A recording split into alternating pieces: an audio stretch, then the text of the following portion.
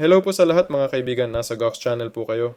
Ngayon po ay ipapakita ko po sa inyo kung paano maglagay ng GIF sa Steam profile nyo. Para po dito, naghahanap po kami ng kahit anong GIF, download po ito.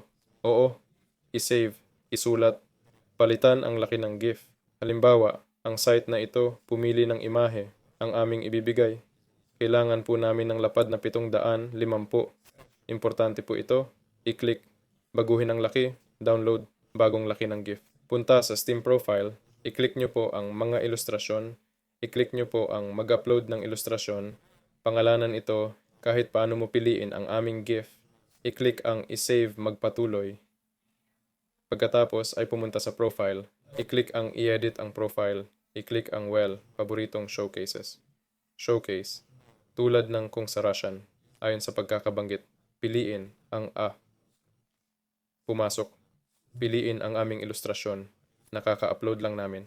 I-click ang i-save. Pagkatapos ay pumunta sa profile at tingnan na gumawa kami ng GIF. Mag-subscribe sa channel. Kasama ninyo ito sa loob ng 1 taon. Magandang buhay sa lahat. Good luck sa lahat. Paalam sa lahat.